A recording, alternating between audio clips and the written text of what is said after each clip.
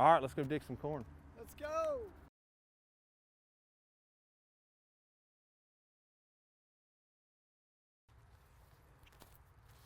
Oh, got some fat stalks, baby. All right. So, That is a fat stalk. That's a big one. so this is the field that you got the drone footage at night that we were planting, and so we're doing a population study. Plus, this is one of our contest fields. We've got row number 1 through row number 30 were planted at 35,000. Then we've got 6 rows where we bumped it up to 38,000, and then on the other side of that we've got it bumped up to 40,000 population. And so this is just one of those things we're trying to figure out where the sweet spot is in this variety, where we're maximizing ear size, where we're maximizing yield and return on investment for seed costs.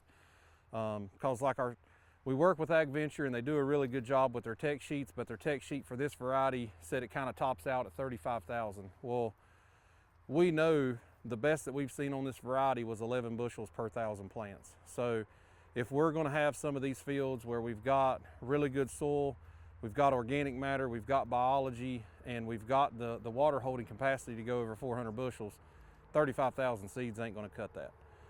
So we'll continue to play around with population. We'll see where we see that ear start to drop off in size, because it is a really good flex variety. But pretty much starting right here,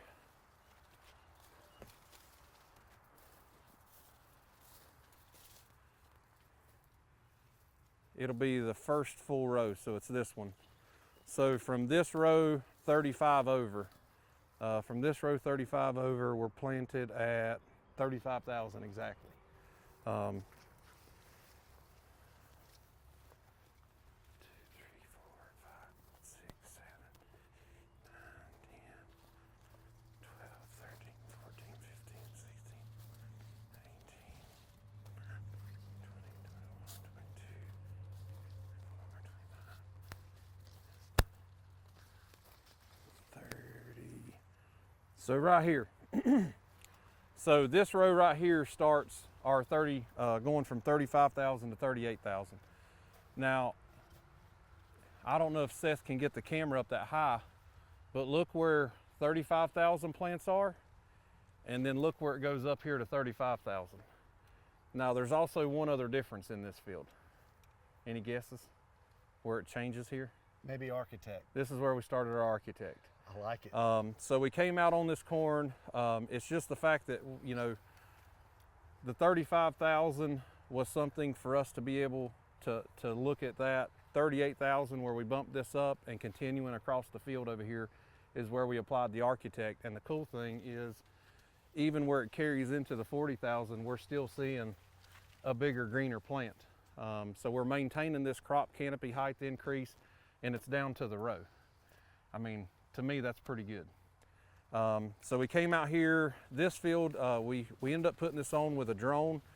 Bestway came down and flew the T50 for us. We were training, and we picked this part out, and we had our Architect put on. This would have been about V4, really going into V5. Perfect. I mean, we just barely didn't have that collar on that 5th leaf, but it seems to be showing out. I mean, for what it is, I mean, you can see there's probably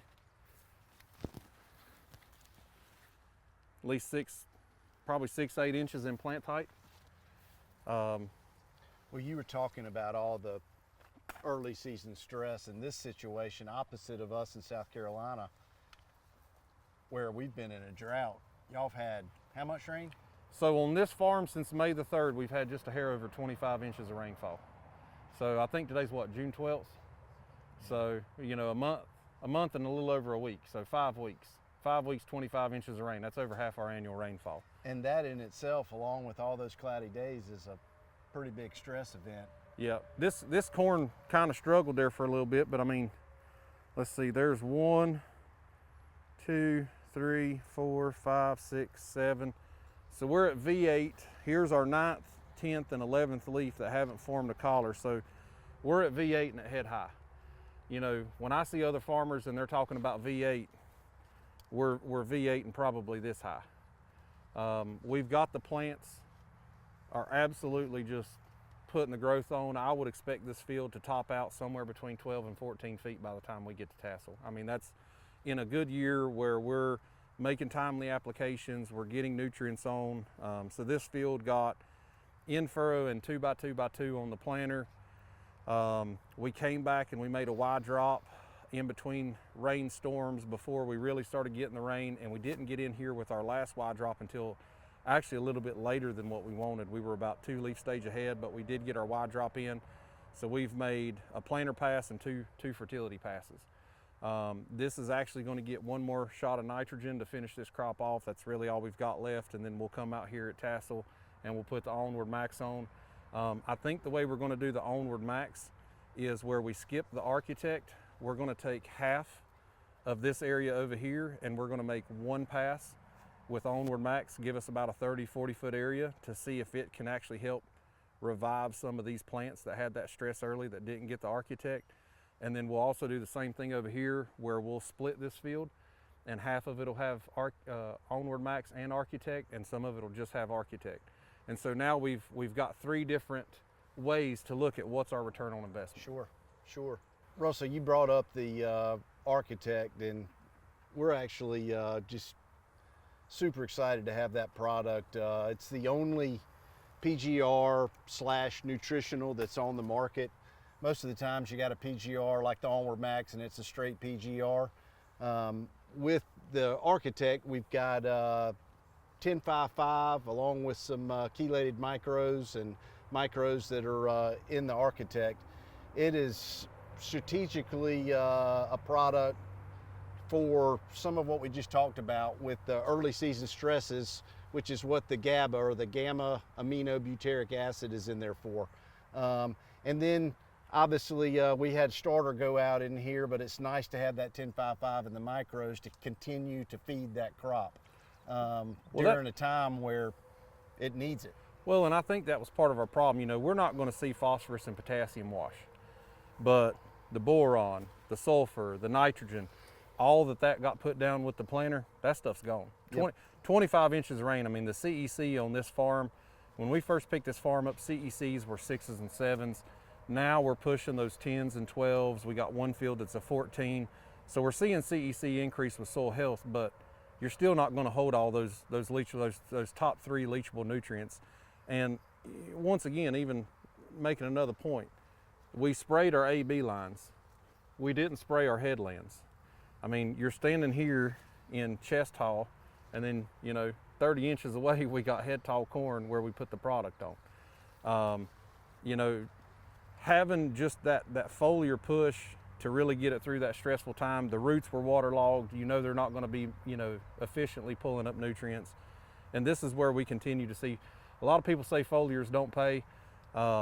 If it's 100 degrees outside in the middle of the day and you're making a fine mist, it probably ain't. But if you're putting it at the right rate and the right time, we're definitely seeing it pay off. So, and you mentioned the sulfur. I love the sulfur piece of what you said in regards to, at AgXplore, we've got a safe sulfur that will not tear this corn up at all. And I love a sulfur application for the exact reasons you mentioned a second ago, even with the Architect at that V5 timing. Yeah.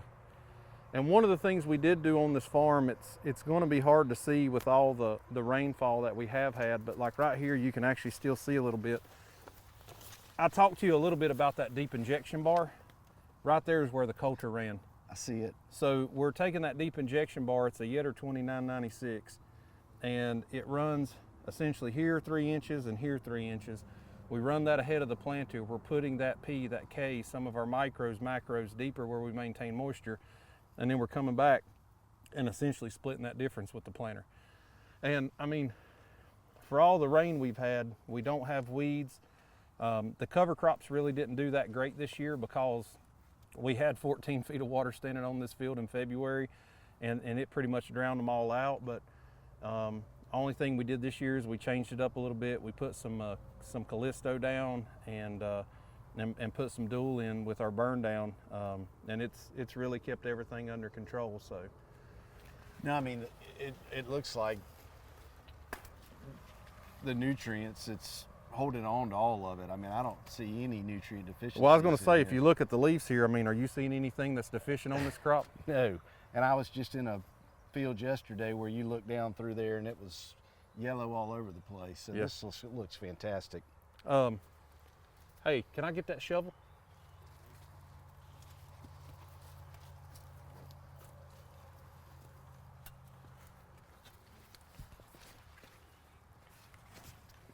Try to get all we can.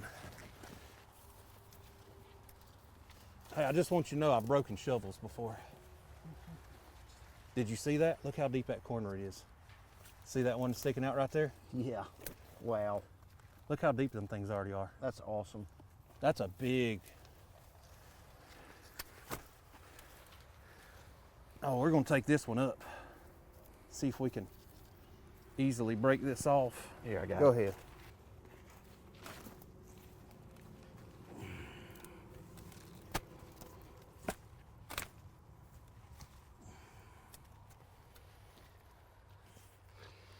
I mean, look at the direction that's going.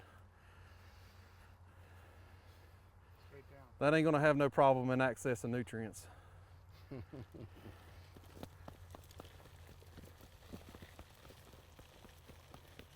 want to keep some of the ribospheric soil. What do you think you are, a week off from tassel? No. I mean, I can feel it in there.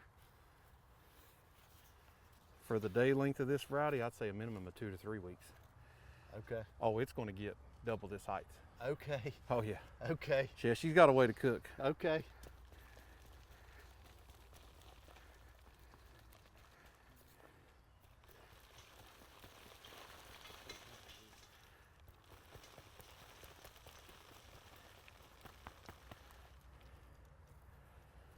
Look at the girth of that stalk, though. Yeah. For a V8, that ain't, I mean, that's bigger than a quarter. I mean, I'd say by the time we get to tassel on this, we'll probably, the best year we ever had was back in 2022 down here, and the stalks were probably 50-cent piece or better. It was bad enough that we had to open up the deck plates on the corn header just to pick this field, and then we had to close them up. It's happy. Oh yeah. I mean, those roots are going down perfectly. Now that's one of the things that a lot of farmers haven't paid attention to. These roots actually grow at about a 27 degree angle is about your average root, is what we're coming off at.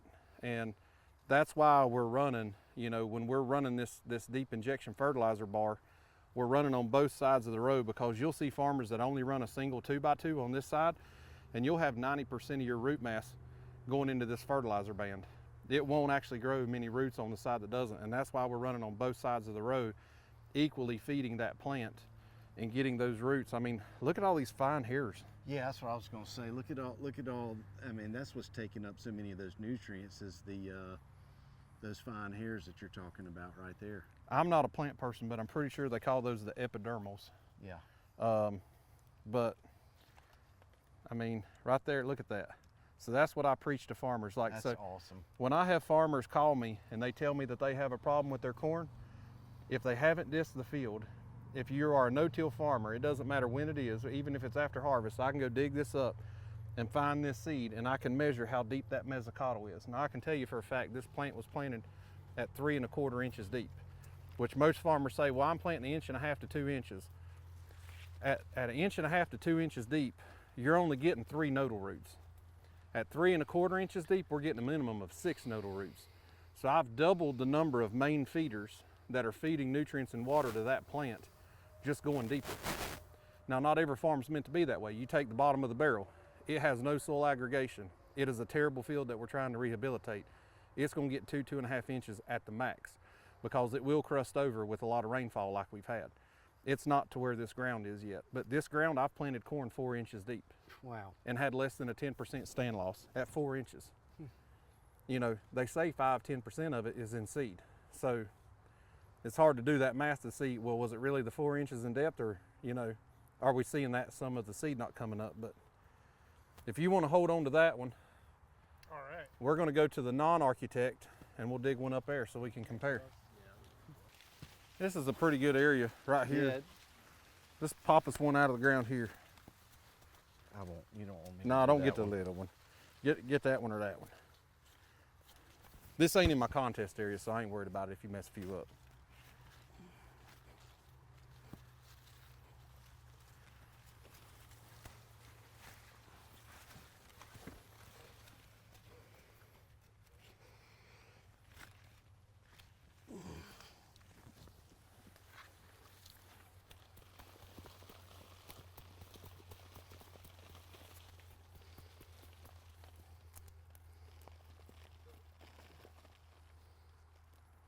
Just don't have the mass. Nope. So I mean, it's a good-looking root system, but it's just. it's not near as good. Hey, bring that one over here, Josh.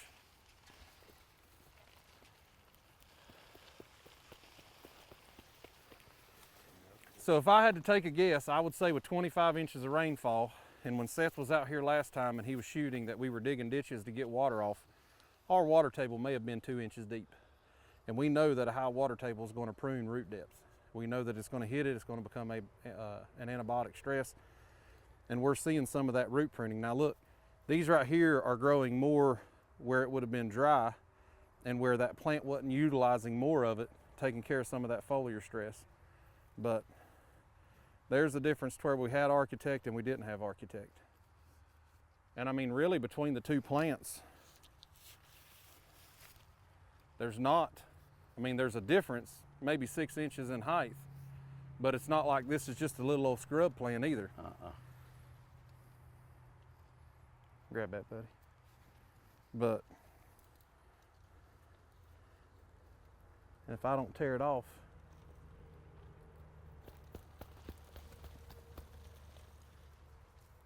right there it is. See it, boys? See the seed? The mesocotyl. That's attached to the mesocotyl. That's the first radical that comes off. And it never moves. Wow. Not in corn.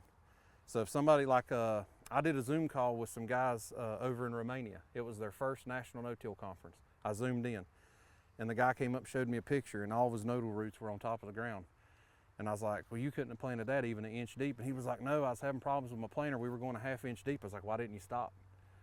He's like, well, we had to plant 500 acres. I said, you planted 500 acres like this? He said, yeah, it's doing terrible. I said, it should, at 1/2 inch in depth. And they went back out and dug up and found that seed and they measured to the soil line and it was about 1/2 inch deep. So, but once again, I mean, even,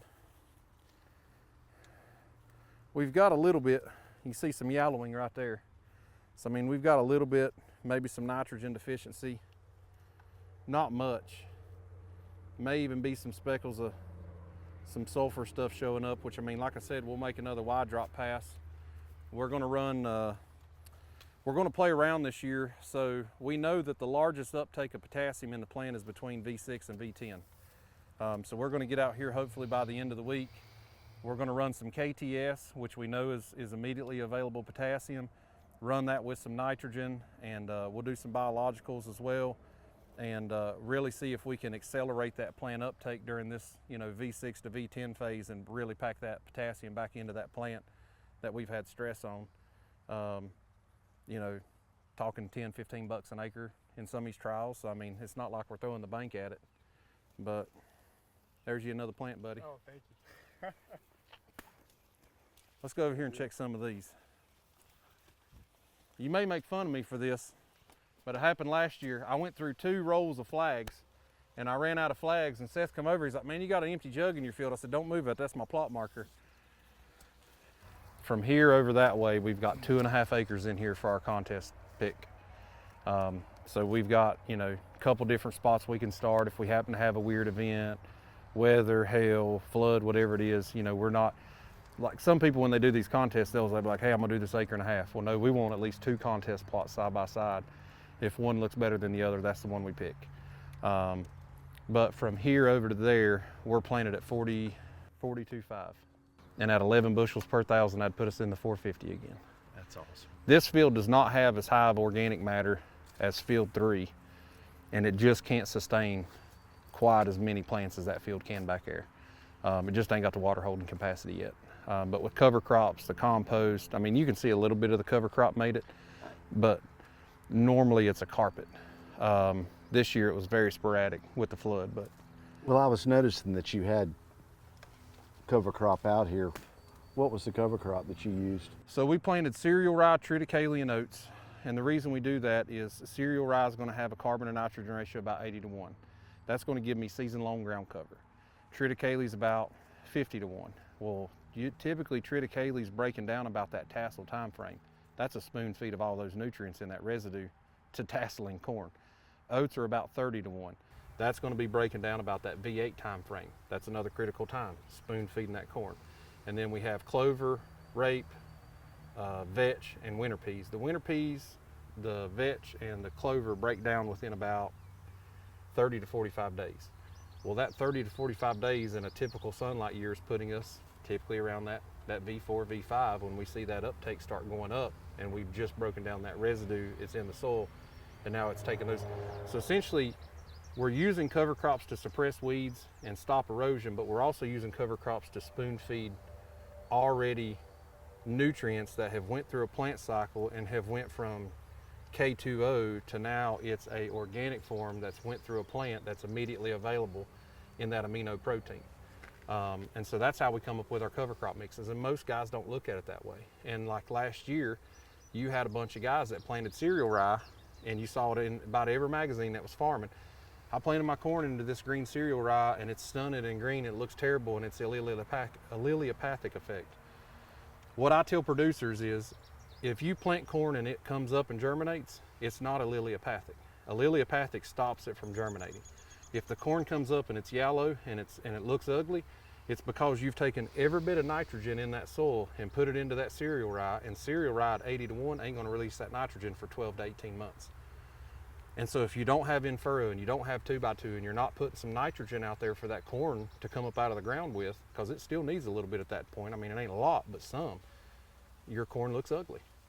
I love that you've got specific benefits with each seed in that blend that you just talked about for the cover crop. And we used to use radish, but radishes you needed to plant 2 pounds to the acre, and it was $2.50 a pound, so that's $5 an acre. And we never had them survive the winter, they always died.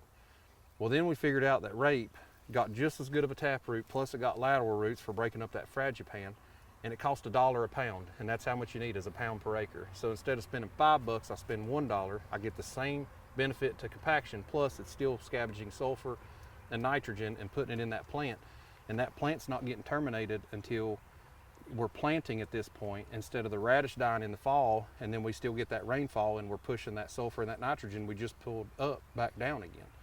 So there's a lot of tools that you can use in the cover crop field that people just don't think about that stuff. Right. But yeah, we've got 2.5 acres here. Like I said, we'll get the Onward Max on it at tassel. More than likely it's going to be a drone at that point. We don't have anything to go over 12, 14 foot tall corn. And we'll still get, one of the things we started doing is we noticed our sulfur, we don't hold sulfur very well, so we spoon feed it. So that's why we got a little bit in the wide drop, we got a little bit in the planter. When we come over this corn at tassel, we've been broadcasting AMS over corn right before tassel for the last 3 years, and that's been giving us that late season sulfur kick to get us through earfield. No, that's great. So we got 2 more passes to make over this field. And the goal is to hit 450 again down here. So, and then we got the King Slayer in the back. But I'm hoping next year that maybe this 10 acres is going to have 2 5-acre Netafilm drip sections. And then in the back, we'll probably do 1 or 2 5-acre grids with Netafilm and be able to fertigate and do a lot of the things that we want to, but in small doses. You know, go out here, turn it on, pump 1/4 of an inch, put 20, 30 pounds of nitrogen and some sulfur right in that root zone. Because when we do our Netafilm, there's a lot of people that are running them on 40s and 60s and feeding 2 rows. We're doing 30s. There'll be, the way we're planting on RTK now, there'll be a Netafilm drip under every one of these rows, feeding the row independently. Spoon feeding. Yep. I love it. Thank Dan for that. Dan helped me out. He hooked me up with the Netafilm guys up there at Commodity.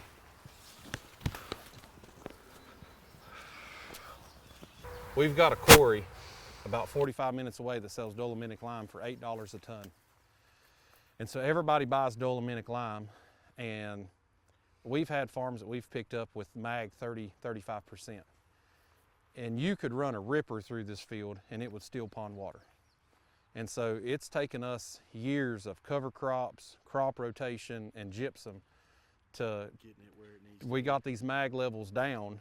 And because the first year we farmed it, every one of these fields had 4 or 5 holes in them. That literally it'd rain an inch and that hole would die. It'd just completely die because the water would just sit on top and never percolate. And y'all had plenty of magnesium. Yeah, we had 30, 35% of it. But we've been getting it in balance. We've been getting our calcium numbers right. I think the average base sat on potassium on this farm's running right at 6%. And you know, we've got tissue samples from all the way back in 2013 and 14 where we had really good potassium numbers, but the sodium level was so high we were closer than that 10-to-1 ratio, and we were seeing the sodium displace the potassium and the plant wouldn't take it up even though we had 400 or 500 pounds in the field. And so like that product I showed you, that Calfa, we've actually seen it flush some of the sodium out. And so, you know, we continue like this fall, this field's going to get our compost. We take chicken litter, we mix it with wood chips, we compost it. We go dig dirt out of the woods and we actually pre-inoculate that compost with native biology, and then we'll broadcast it this fall with the cover crops. And so that's why everybody's wondering, like when they made the poster, the magazine article, everybody's like, well, there's no way you went from 1.5 to 8%. Well, cover crops, crop rotation, compost, manure, stuff like that, yeah, it's achievable over 10, 12 years. But you got to be out here about every day. You know, you ain't going to be no gentleman farmer and see numbers like that go up. So No. we'll just continue to see what this thing will do. Just awesome.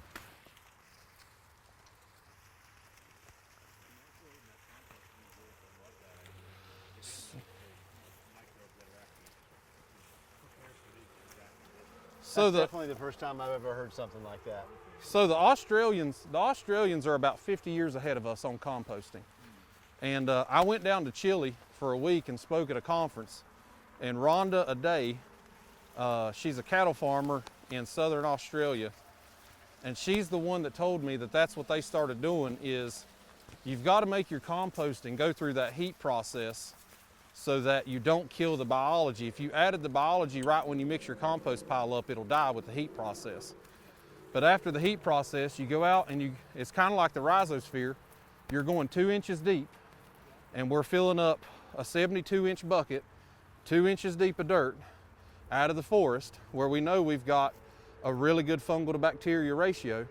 And then for every 20 tons of compost, we add 1 loader bucket. And testing those two in difference, there's a 10x difference in biology, and it's native biology that's meant to work in this environment.